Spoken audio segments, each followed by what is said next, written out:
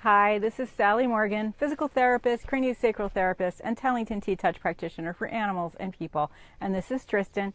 He's a Corgi. And we are here for another episode of Conversations with a Corgi. And today we're going to be talking generally about the chakras in the body. And then we will proceed over the next several days to talk more specifically about each chakra in the body. And today we're in our beautiful deck overlooking the forest behind our home. And we are wearing our rainbow colors to depict the rainbow colors of the chakras, as well as my necklace, which has stones that correspond to each chakra on them. So if you don't know what chakras are, you surely have heard of them, but I have this handy little flag that depicts each of the 7 chakras of the body. Starting at the bottom, we have the root chakra, which is the red, and the orange is the base chakra, and then the yellow is the solar plexus, and the green is the heart, the blue is the throat, the lighter purple / dark blue, it's indigo really, is the third eye between your eyebrows, and then the very top one here is your crown chakra, which corresponds to the top of your head, the crown of your head. And actually, each of these pictures on this flag have the symbol for the chakra, and also they are depicted in different petals on the lotus flower that represent each one. And so they're all depicted on this little flag, which is conveniently the right size for what we're doing today. So chakras, what are they? They are the energy centers of the body. And they are part of the energy body, or the aspects of the body that are actually off the body.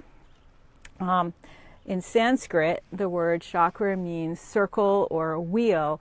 And in fact, as you saw from my little flag, the chakras have been depicted as a circular pattern or a wheel or a vortex of energy. And interestingly, in Western medicine, chakras correspond to a lot of the nerve centers of the body. And there are 7 chakras, as you saw.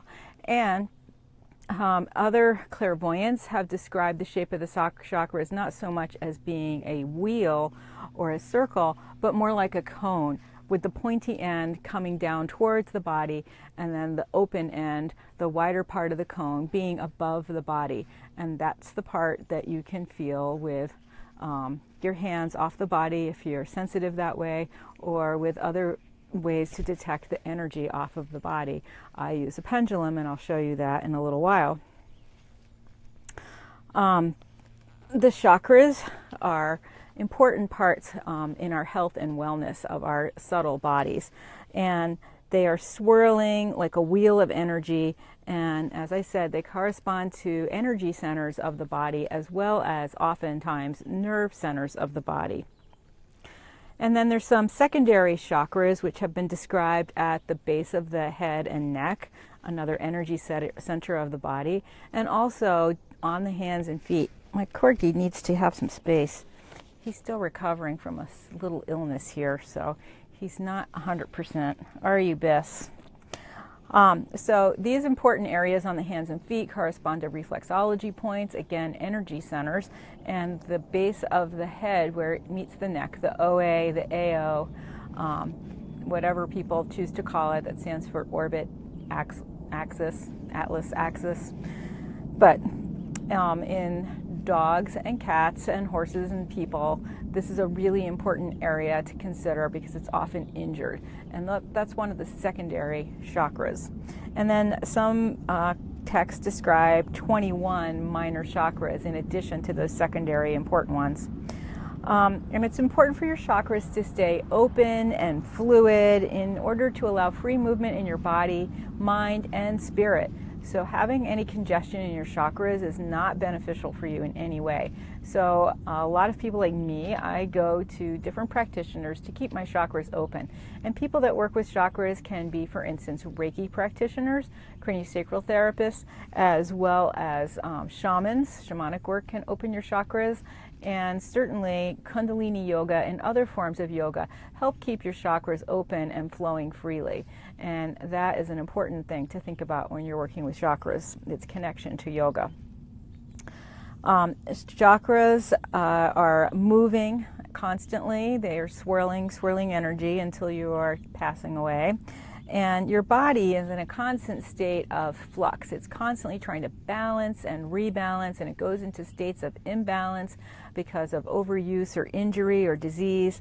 And the chakras also are constantly trying to rebalance us from the outer bodies of our body to inner bodies. So if your chakras are out of balance, they will try to rebalance themselves, but sometimes that's not always easy. For instance, if you have a broken pelvis, it's going to be really hard for that area of your body where the chakra is to also stay in balance, and maybe even the chakras around it, without some specific work on the chakra. Also, chakras have been associated with specific essential oils and smells and colors. And as you saw with my little flag, each chakra has a special color that is associated with it. The colors of the rainbow +1, which is indigo. For me, loving blue and purple, having an extra blue-purple color is great. And then there's the idea of chakras comes from some ancient traditions, Hinduism, Buddhism, and Jainism, which is a sort of ancient worship of nature in a way. All of these practices denoted the chakras and looked at them as important aspects of mind-body health. And in Kundalini yoga, channel energy through the chakras during some of the work in Kundalini yoga. And so the whole point of Kundalini yoga is indeed to open the chakras and increase energy flow throughout the body system. There are mandalas for each of the chakras, as I showed you, that depict many-colored petaled lotuses for each one. And there's also a sound associated with each chakra. And as I said, you can have your chakras balanced with a bunch of different healing modalities that we have available to us now. Shamanic work, craniosacral therapy, and Reiki in particular are great ways to balance the chakras. And I, in particular, in my work, use chakras as a way to test how my work has gone with a client. I also use it as a precursor to using vibrational healing, which is my work that I do with tuning forks, often chiropractically, sort of on the body, sometimes off the body. And depending on what I find with the chakras, it may influence how I am going to work on the tuning forks on the body. Now, I have to get this little corgi to be on my lap so you can see him. He's not happy about it. There you go, Bess. So, the chakras start at the lower end of your dog or your cat or your horse, right here where my hand is on his buns. These very lower vertebrae are the root chakra. And this is what connects you to the earth. And we're going to talk a lot more about the root chakra tomorrow. Right above that in the pelvis is the base chakra. And that goes across the sacrum. Includes some of the organs in that area. And then we have the solar plexus, which is, really the umbilical area. So it would go from the bottom of the corgi up to this area. And then we have the heart chakra, which is in this area. And we're going to talk with our pets about an 8th chakra, which is in this area behind the heart, that Marguerite Coates, an animal worker in England who has written wonderful books about animal communication and Reiki, she has described this in great detail. So that's their 8th chakra. We have the heart chakra, and then you're coming up the body to the throat chakra, which is the whole neck and the hyoid and the throat. And this is for expression, verbal expression. The crown chakra is on the very top of the head up here. That's the 7th chakra. And the 6th chakra is the 3rd eye, which, as Linda Tellington calls this area, sorry, Biss, the stop between the animal's eyes. Tristan's fairy kiss is on his crown chakra. And then also, Ted Karasote has described this. I don't know if you can see this so well, but Tristan has these little extra eyebrows that you can see. There are little black hairs on his orange hair. Those are called, extra eyes in Native American lore about wolves. Four-eyed wolves and dogs are considered to have spiritual qualities, and that's interesting that it is in the area of their third eye. And so the way I work with chakras, typically, I take a pendulum and I just hold it stationary, and it will start to spin as I pass over each chakra of the body.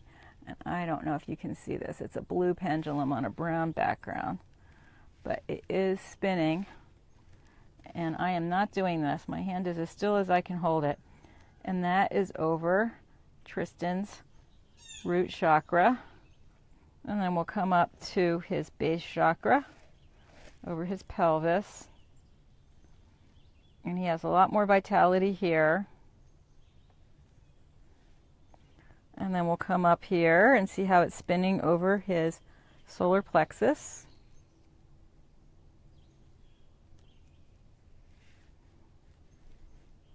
And then over his heart chakra. I have to use my other hand.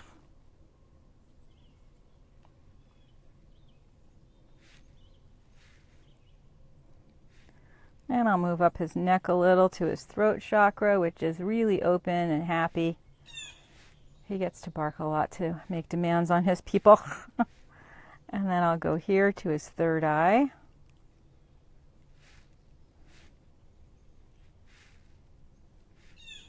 And up here to his crown chakra over the top of his ears. And one of the interesting things about doing this with animals, when I have used the pendulum on a cat, for instance, it really looks like a good cat toy. I have never, ever had a cat try to paw or play with the pendulum, because they can feel the subtle energy of the spinning with the chakra that it's above.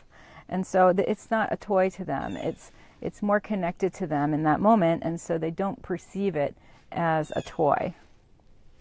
And we'll just go back here to his root chakra and see how that's going now that we've done a little work. Just kind of letting it spin over the other chakras can sometimes bring more energy to the chakra that's not as vital.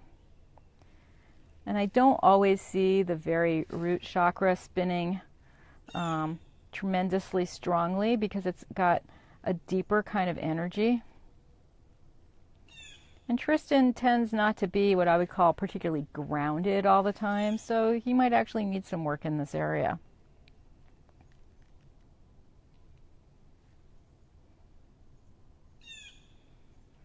Now, another interesting thing, now that you can see a tangible way to perceive that these chakras really exist, another interesting thing about the chakras is that they correspond to some of the hand positions in craniosacral therapy, and also in Reiki, of course.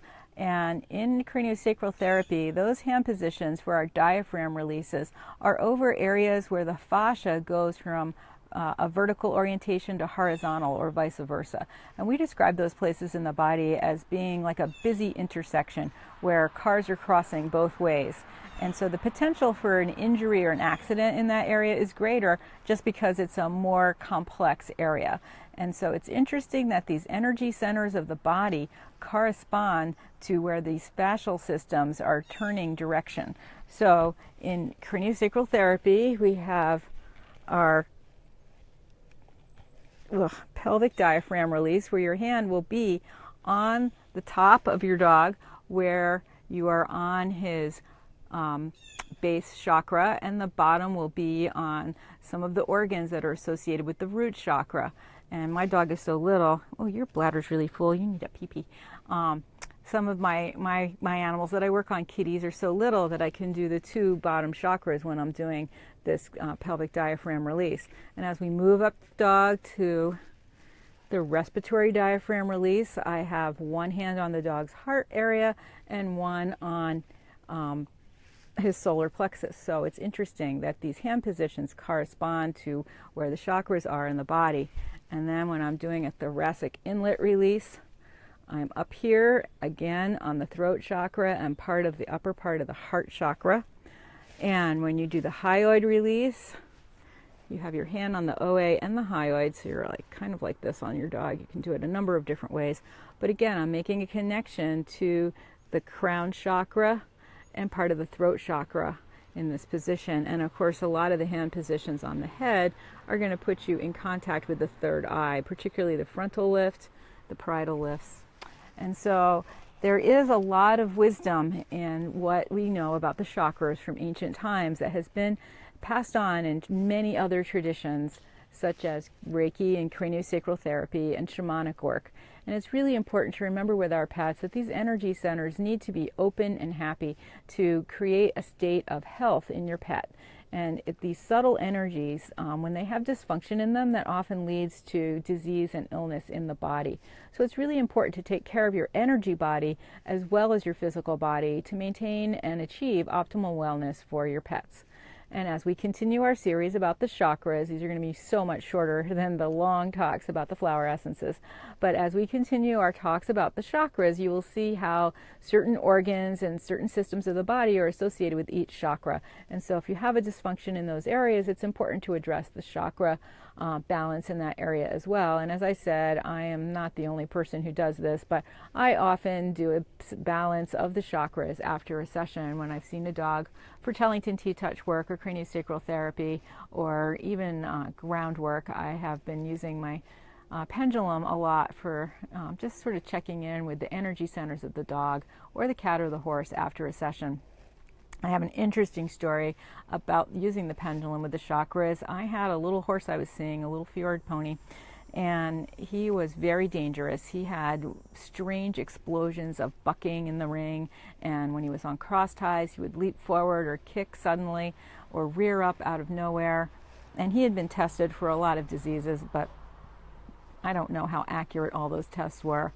And his person had a couple of small children, and she was a casual rider. She just wanted a horse she could enjoy and have fun training, and she did not want to have to be around a dangerous horse, and she certainly didn't want a horse like that on the cross ties becoming disturbed when she has her small children there.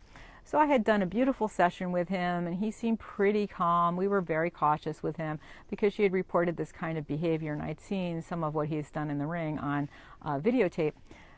So after I was done my session, I just got on my mounting block, and I'm telling you, this little guy was 13 two hands if a day.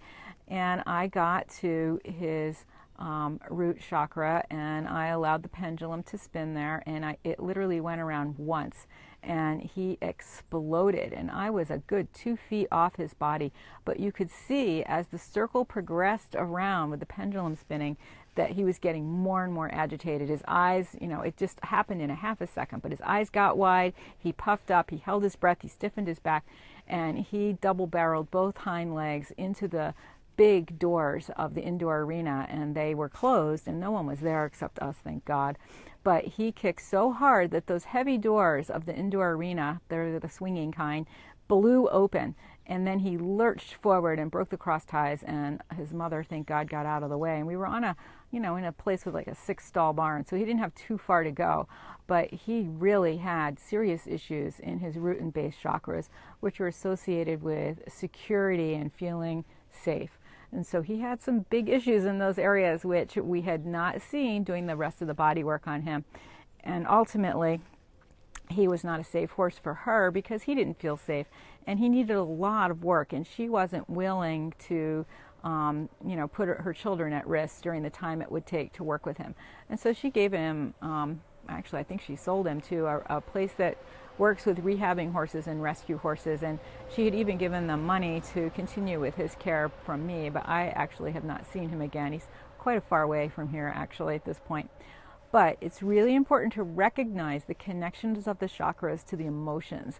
And with that horse, we did not know what was going on with him on a deep level. We hadn't done emotion code work yet. We hadn't talked to an animal communicator. But just using the pendulum over his chakras, we could see that he had some serious issues with safety and security. And that makes him not a very safe horse for a 3-year-old to be around. So this has been Sally Morgan physical therapist, craniosacral therapist, and Tellington Tea Touch practitioner for animals and people, and Tristan Corgi. And today we started with an introduction of the chakras, and we will continue on over the next few days talking more in depth about each chakra. And hopefully we will be on time over the next few days. I had a very bad night's sleep and was not feeling well today, so I had a hard time pulling us all together in our coordinating rainbow outfits. And remember, you can find pictures of this online. These are the mandalas for the chakras, each having a different color.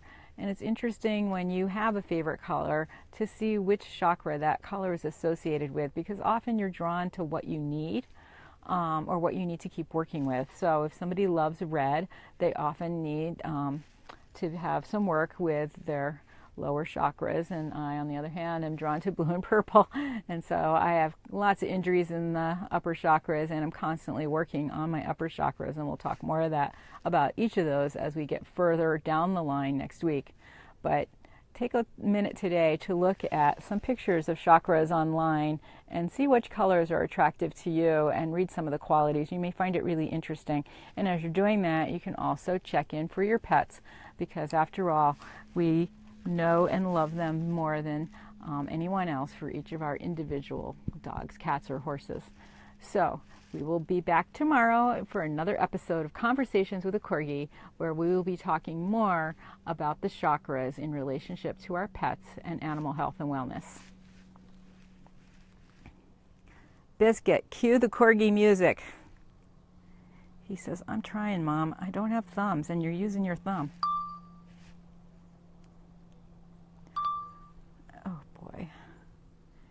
Sometimes my thumb is too big, Tris.